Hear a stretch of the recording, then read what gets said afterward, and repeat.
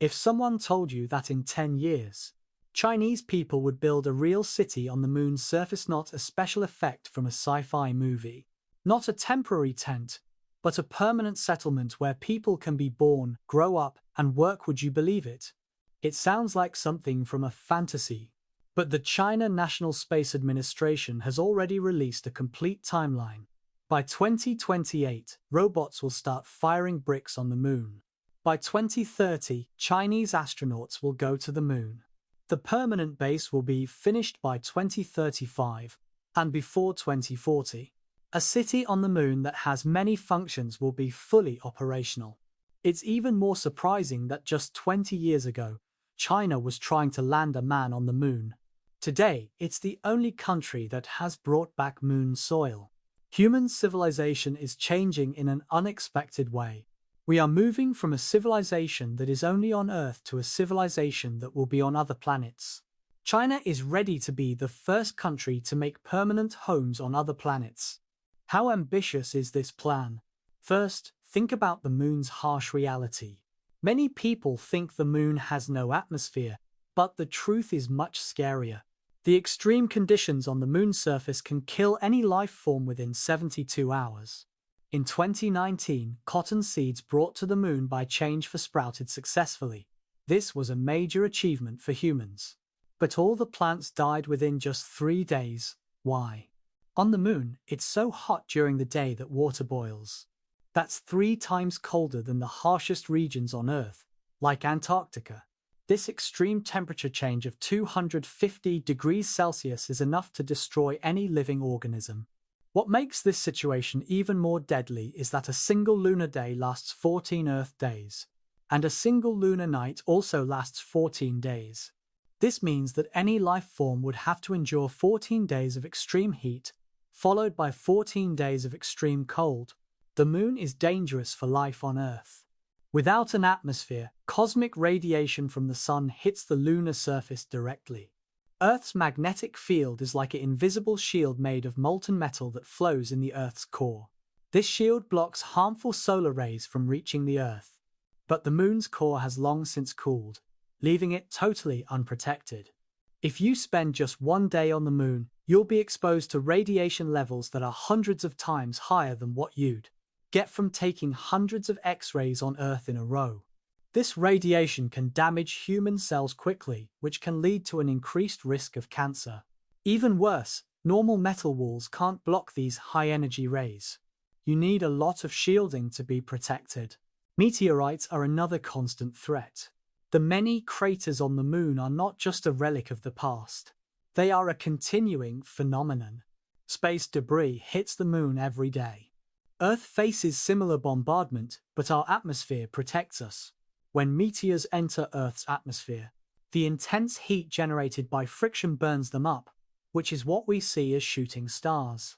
The moon doesn't have this shield, so rock fragments hit its surface at the speed of a cannonball. Any structure built on the moon must be able to withstand the risk of being shattered by rocks from space. China aims to build a city in this harsh environment that people could live in permanently. While American astronauts did go to the moon in the 1960s and 1970s, they only stayed for a short time. The longest stay was just 72 hours before they quickly returned to Earth. But China wants to build a base on the moon where people can live permanently.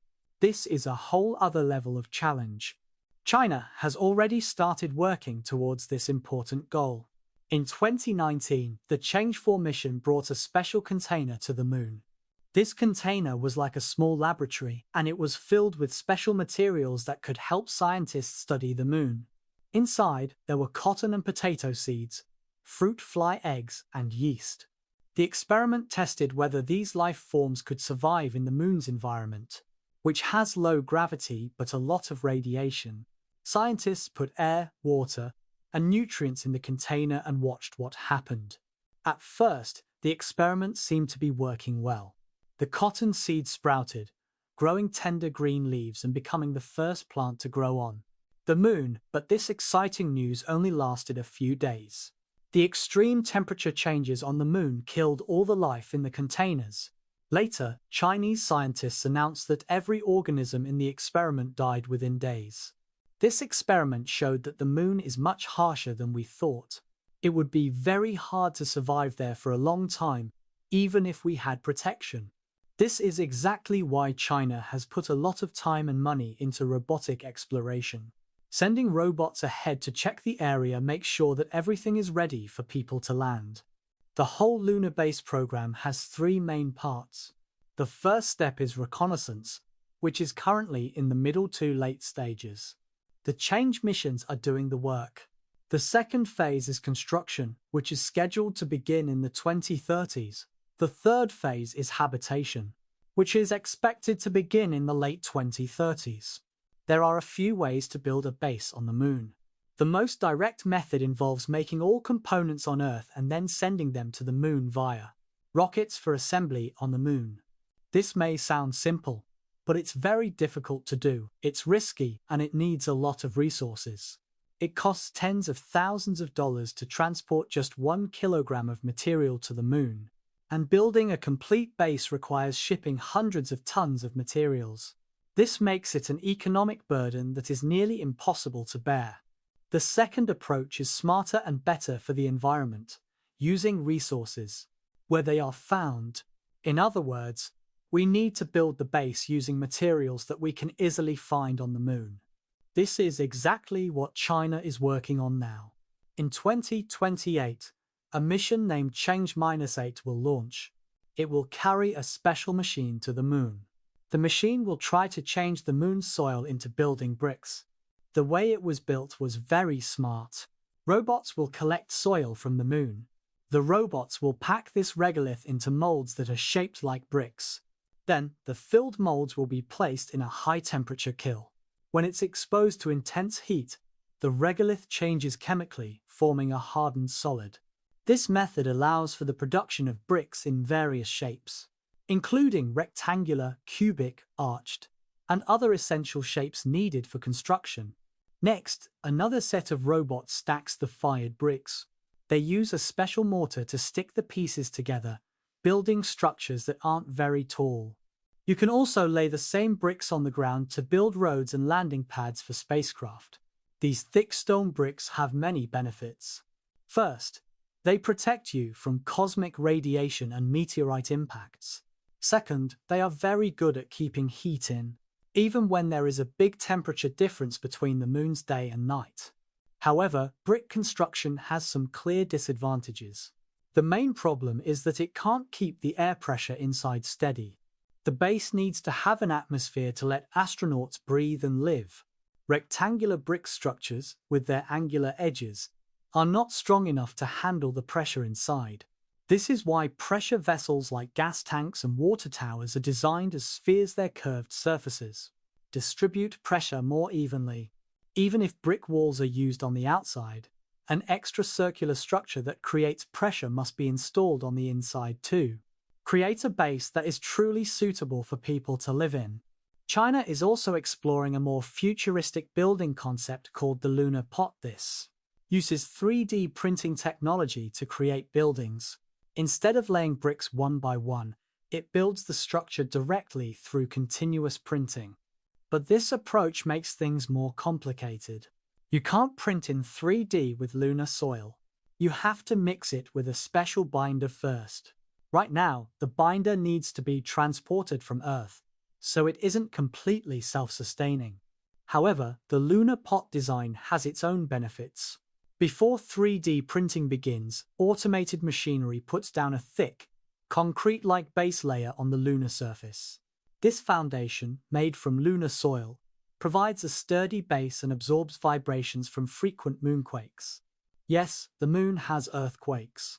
Although the moon doesn't have tectonic plates, moonquakes are common. This is because the moon is constantly cooling and contracting due to Earth's gravitational forces. To make the teapot, the machine heats lunar soil to its melting point and mixes it with a binder. The 3D printing head rotates around a central axis, adding the mixture one layer at a time.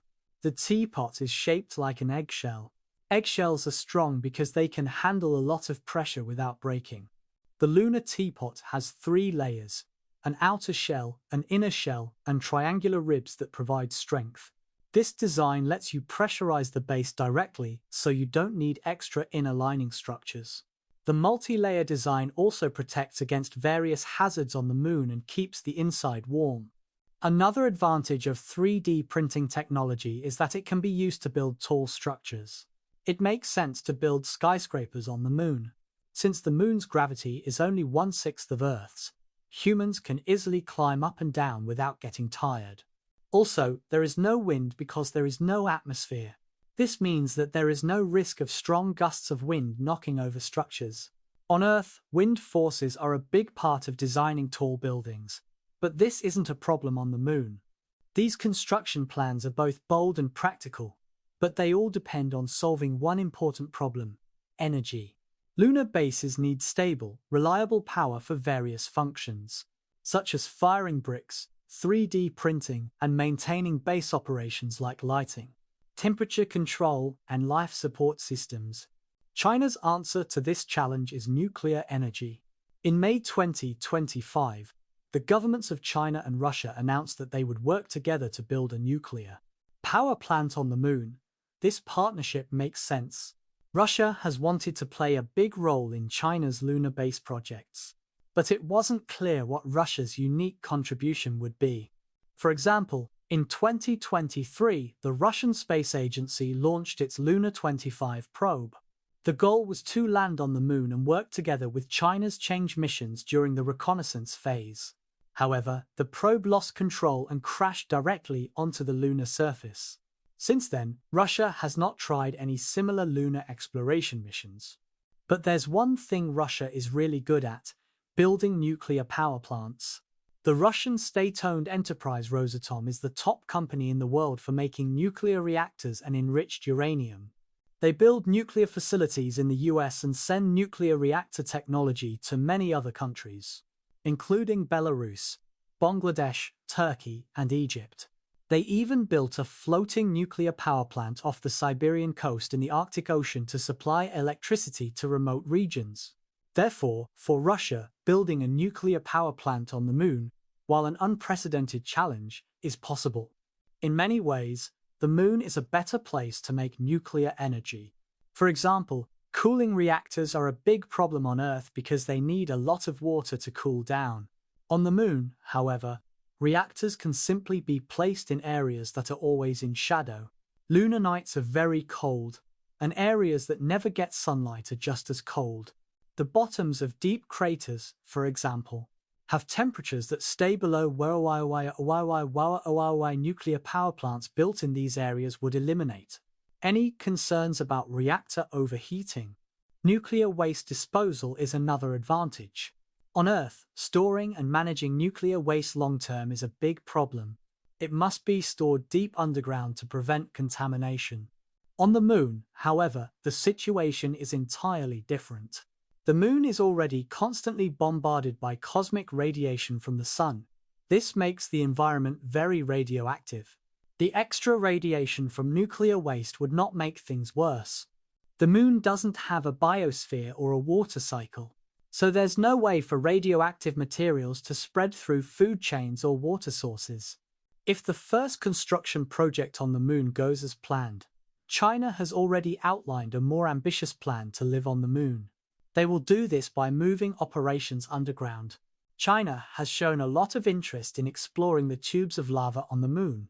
These are basically huge underground tunnels that were formed by volcanic activity millions of years ago. We know these lava tubes exist because some places on the moon have collapsed ceilings. This leaves circular openings that show the huge cavities below. These caves are huge. Scientists think that lava tubes on the moon could be hundreds of meters wide and even thousands of meters long. That's long enough to fit a small city inside. These underground caves provide perfect protection. First, they effectively shield against meteorite impacts. Thick rock ceilings can withstand any meteor strike without risk of penetration. Second, they protect against cosmic radiation. While they don't completely block the radiation, they do reduce it to levels that are relatively safe. Most importantly, they protect people from the extreme temperature changes caused by the moon's cycle of day and night. Deep underground, temperatures stay pretty much the same, unlike the surface where they can change a lot. Going from 120 degrees Celsius to So, from every angle, the lunar subsurface lava tubes are the perfect place to build a permanent base. China has already made specific plans to explore the moon. The Chang'e 7 mission is scheduled to launch in 2026. It will carry advanced ground-penetrating radar. This radar will be able to map the surface of the moon near the South Pole. It will identify any potential underground cavities and lava tube systems. Now that we understand the robotic reconnaissance phase and China's vision for future lunar bases, what does the timeline entail? The construction of China's lunar base will begin in the 2030s. It will be built in the South Pole area of the moon. This choice is deliberate, as scientists have confirmed that the South Pole has the most resources, particularly water ice. At first, this will be a robotic construction site that builds itself. There will be no people involved in the construction. The plan is for robots to handle all the difficult and dangerous tasks. The Chinese astronauts will only arrive after everything is built. All systems are operational, and the environment is proven safe and reliable. This means Chinese people will begin living on the moon in the late 2030s. China aims to attempt its first crewed lunar landing within this decade. This would be a milestone in itself, demonstrating to the world that China has mastered the technology needed for a full-fledged human lunar landing. But it seems China isn't interested in short visits like the Apollo missions. While Apollo crews came back to Earth after spending up to 3 days on the moon, China wants to build a real, permanent base on the moon. Of course, China isn't the only country interested in building a permanent base on the moon. The United States has ambitious plans of its own, with NASA's Artemis program also moving forward. This means that countries are competing for territory on the moon.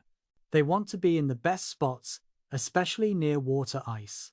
This raises a deeper question. Why do we need to leave Earth? Some people say it's because they need resources. The moon has a lot of helium-3, which is a great fuel for nuclear fusion. Its reserves could keep Earth's resources going for tens of thousands of years. Helium-3 is very rare on Earth, but there is a lot of it on the moon. It was made when the sun's wind hit the moon's surface over time. Others argue that the goal is to ensure humanity's survival. If Earth faces a disaster like an asteroid hitting it, a really big volcano erupting, a nuclear war, or something else we can't predict, having a base on the moon could at least make sure we don't lose all human civilization. It's like taking out an insurance policy for our species. But there may be a deeper reason for this. It could be something inherent in human nature. We are all born explorers.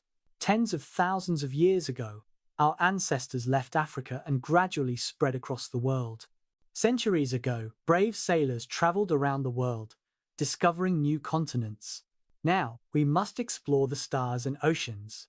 This is a natural extension of humanity's spirit of exploration. The moon is just the first step. It will be the starting point for humans to explore Mars and other parts of space. It's much cheaper to launch rockets to Mars from the moon than from Earth.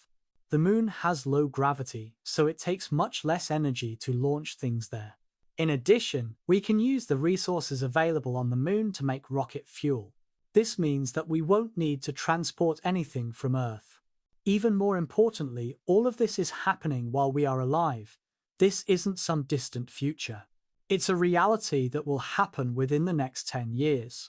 Your parents' generation saw China's first satellite, Dongfang Hongwan, be launched into space. Your generation may see the first Chinese footprint on the moon. You may see the lights of the first lunar city. You may even see the birth of the first baby on the moon. Picture this: in a medical pod on a lunar base, a baby makes its first cry. From the moment it's born, this child is a lunar native. It has never breathed Earth's air, felt Earth's gravity, or seen blue skies or white clouds. To this child, Earth is just a blue planet in the night sky, while the moon is home. But a deep question has bothered scientists and philosophers for a long time.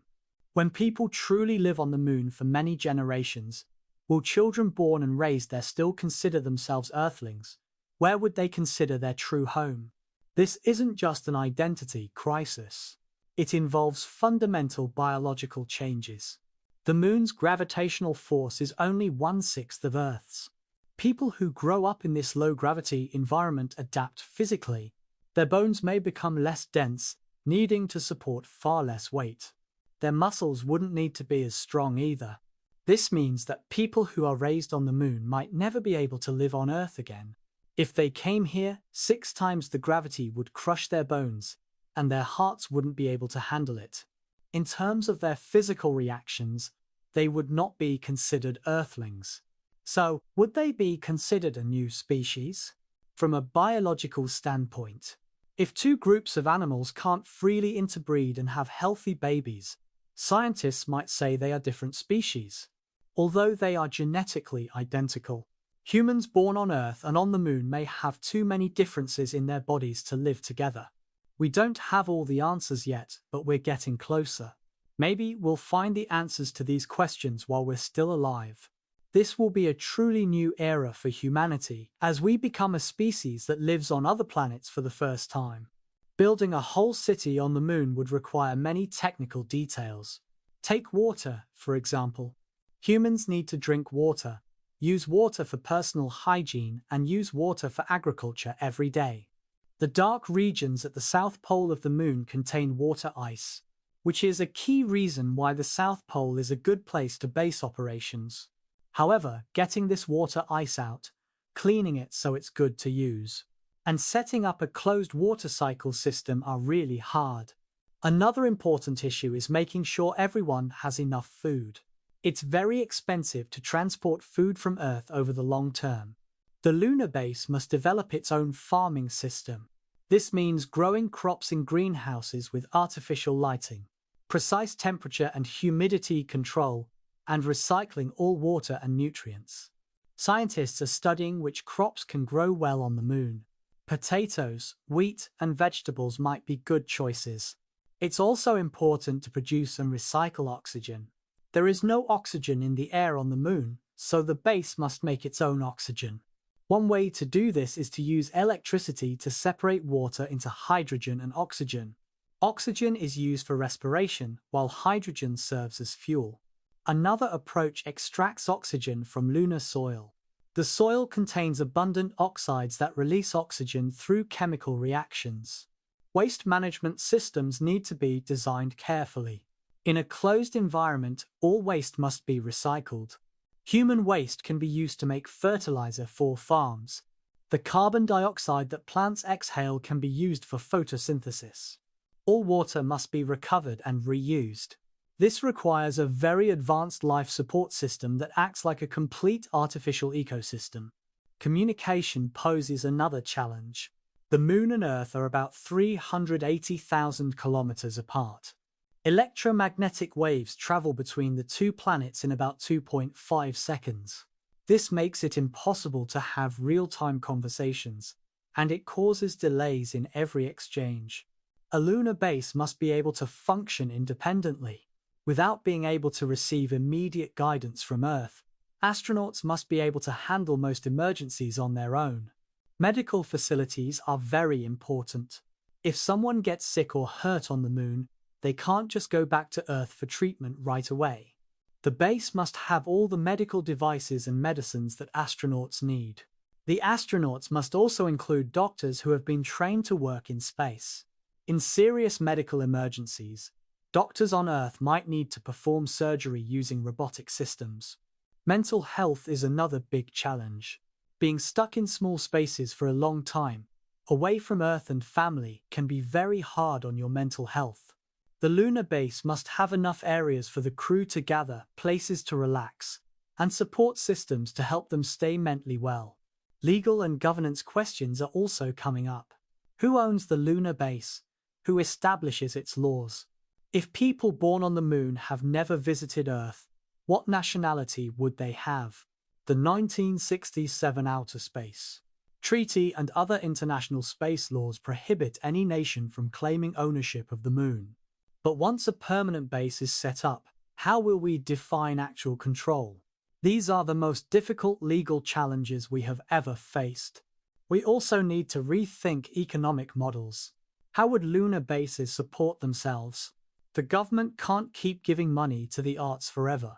We need to develop an economy on the moon. One option is to mine and export helium-3 to Earth.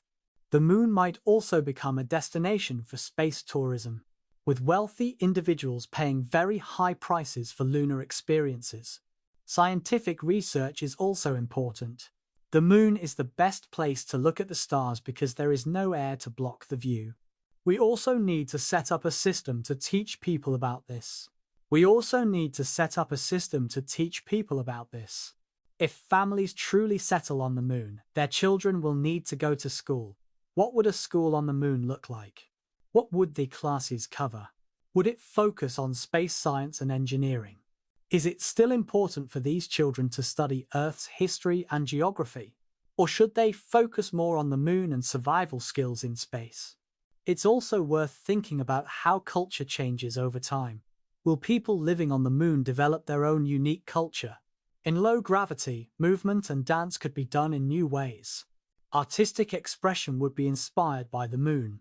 The language might add new words and phrases to describe what it's like to live on the moon. The way we think about time would also change. On Earth, we measure a day as 24 hours, determined by the planet's rotation. However, a lunar day lasts 29.5 Earth days. What time system would a lunar base use? Would it keep using Earth time, or would it adapt to the lunar day-night cycle? This might seem like a small question, but it would have a big impact on daily life. People's religious and philosophical views might also change.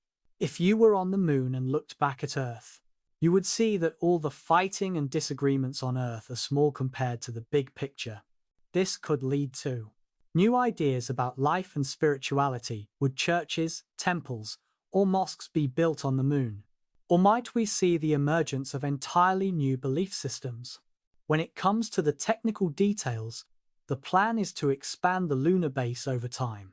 The first base might only fit a dozen or so people, but it would get bigger over time. Each expansion would require more resources, more complex systems, and more precise planning. The goal is to build a city on the moon that can house thousands, or even tens of thousands, of people. This city will have different areas with different functions. The homes will be comfortable.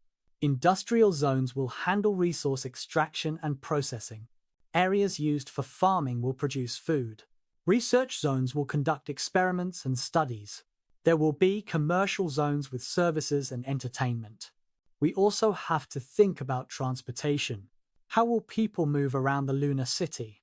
In low-gravity environments, walking feels different. It feels more like hopping. We may develop special vehicles adapted for the lunar environment, such as lunar rovers, monorails, or even some form of aircraft. It's also important to connect different bases, which might require building underground tunnels. Energy demands will increase a lot as the base grows. One nuclear power plant might not be enough, so we might need more than one. Solar power is another good option because the moon's surface, without an atmosphere, can efficiently collect sunlight. However, the long lunar night is a big problem. During the 14 days of darkness, solar panels are completely useless. Large-scale energy storage systems may be needed to collect power during the day for use at night. Mining will be a key part of the lunar economy. The moon has other valuable resources beyond helium-3. Metals like rare earth elements, titanium, iron, and aluminum are found in the dust on the moon. Extracting and refining these resources will require creating a complete industrial infrastructure. These minerals can be used for construction on the moon itself, as well as for export to Earth or use in deep space exploration. Manufacturing will also gradually improve. At first, all equipment must be brought from Earth. But in the long term, it is very important to set up local manufacturing capabilities on the moon. 3D printing technology will be very important. It will allow us to make tools, parts, and even whole devices using materials from the moon. Advances in nanotechnology and materials science will make this increasingly possible. Scientific research will be a key part of what lunar bases do. The moon has a unique environment for research. Astronomers can build radio telescopes on the far side of the moon. This lets them see signals from very far away. Earth's radio interference doesn't affect these telescopes. Scientists who study physics can do experiments in the moon's low-gravity environment. Biologists study how life can adapt to extreme conditions. The moon could also be used as a launchpad for deep space exploration. It would be much cheaper to launch a spacecraft to Mars or even farther away from the moon than from Earth. We could make great strides in deep space exploration by building spaceship factories and launch pads on the moon. The moon might become a transportation hub within the solar system. All these ambitious plans depend on one thing: whether or not they can be made to work with technology. But sometimes, technology does better than we thought it would. 20 years ago, not many people thought China could become a major space power. 10 years ago, the idea of reusable rockets was just that, a concept. Today, SpaceX's Falcon 9 has successfully returned dozens of rockets to Earth. International cooperation could also speed up this process. Even though there is a lot of competition, exploring the moon can be a good opportunity for people to work together. China has already formed partnerships with Russia, the European Space Agency, and other nations and organizations.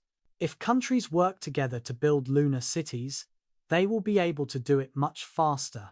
Finally, there is a philosophical question worth thinking about. What humanity is doing is creating a completely new world. We are not discovering the moon, but transforming it into a place where humans can live. This is an extraordinary act of creation.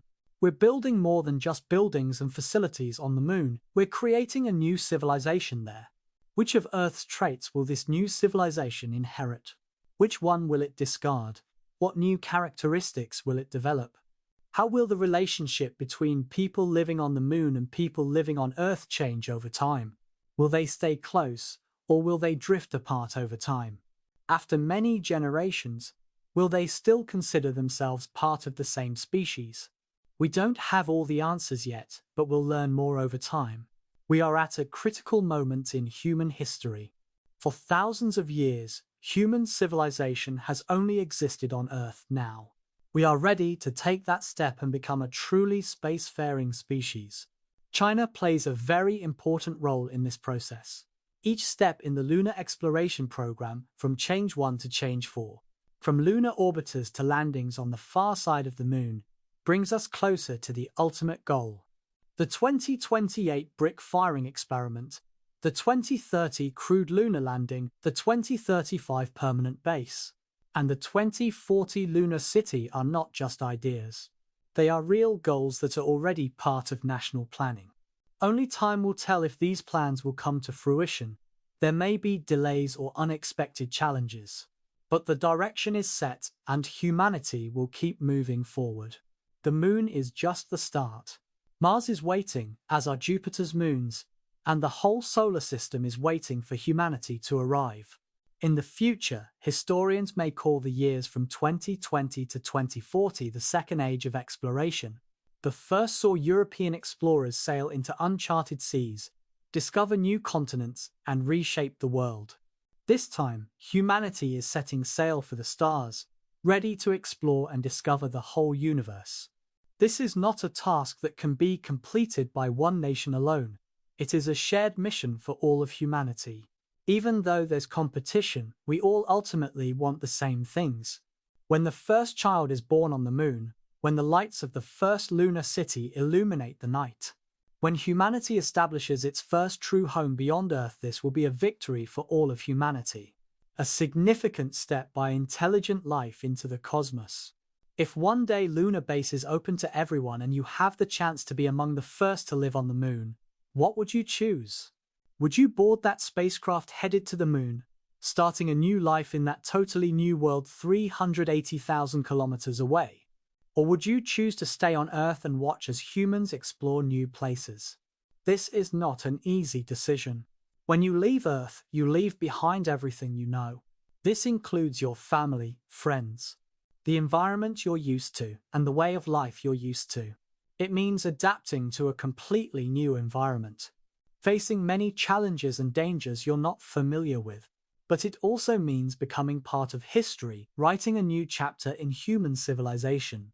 Whatever your choice, this era is one worth witnessing. We are experiencing one of the most exciting changes in human history, the move from a civilization on one planet to a civilization on many planets. This is a moment that only a few generations will ever experience firsthand. We are lucky to live at this time. In the next 10, 20, or 30 years, we will see humanity steadily achieve these goals that seem impossible now. Each step brings us closer to our ultimate goal, becoming a true interstellar civilization. The lunar city is just the start. It will be the base for humans going deeper into space. It will be a bridge connecting Earth to the stars. This is the full scope of China's Lunar City initiative, a big, bold, challenging, yet hopeful project. It's not just a dream, but a plan that's becoming more and more real. Everyone who watches this video may see this dream come true in their lifetime. History is happening right now, and a new era of human civilization is about to begin. After watching this video, if you learned something new about humanity's ambitions on the moon or were inspired by this ambitious vision, please give it a thumbs up. What are your thoughts on humanity becoming a species that lives on multiple planets? Do you think the lunar city can really be built by 2040? If you had the chance, would you move to the moon? Share your ideas in the comments section. Let's discuss humanity's future together. If you want to know more about space exploration and cutting-edge technology, please subscribe to my channel. We'll keep bringing you the latest and most awe-inspiring developments in this field. Let's experience this amazing time together. The historic leap from Earthbound civilization to interstellar civilization.